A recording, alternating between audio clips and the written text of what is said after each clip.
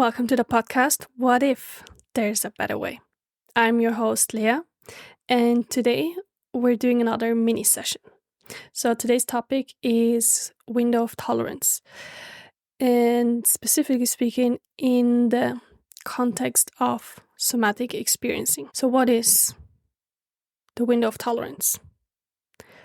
There are some people that never got to develop it, but it is the amount of sensations that you can safely handle, engage with, feel, sense, act on. So how much is it? Well, it depends, right? It really does depend. And like I just said, sometimes people don't develop it. And some people have a very small one and some are bigger. And it really just depends. And so how do you develop it? Well, you want to first find out where your window of tolerance is at. So how much of something can you do?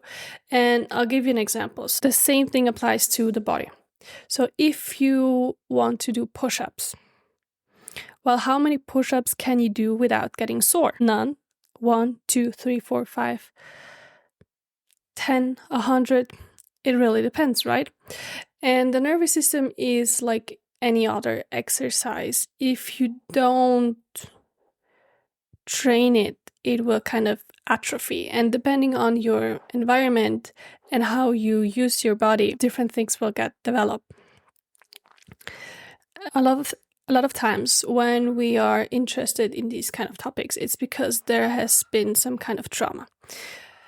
In the past, some very extreme experiences that happened too fast and too much, which is the trauma definition of somatic experiencing. Too much and too fast. And so we just want to fix that, right? Focus on the problem. But we're doing something different here.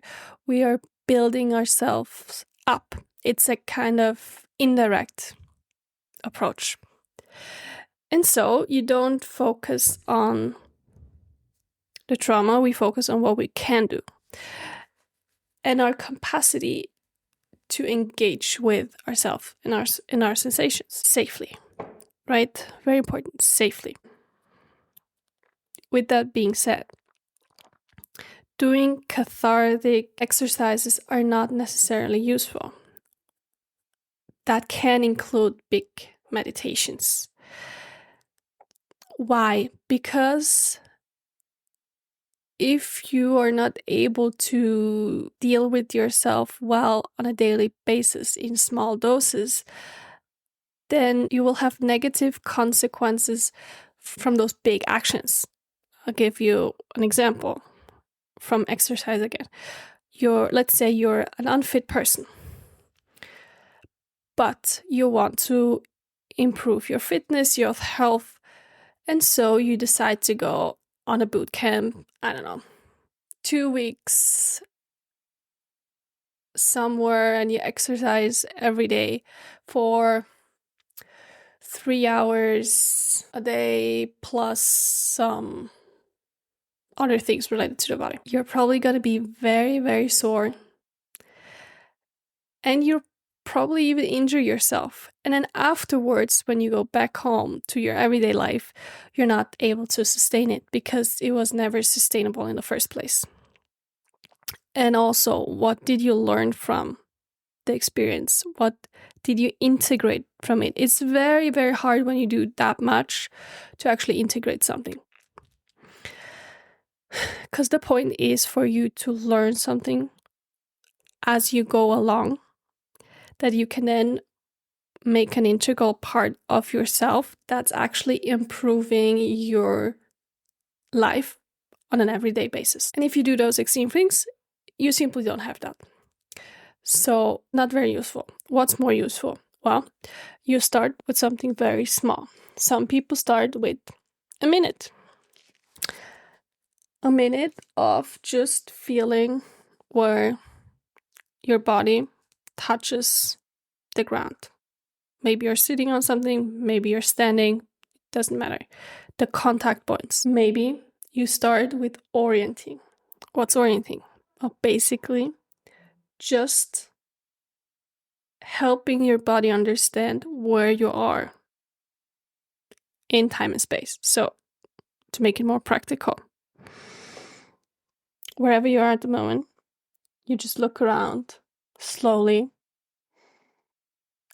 and with intention, look at the things that are in front of you.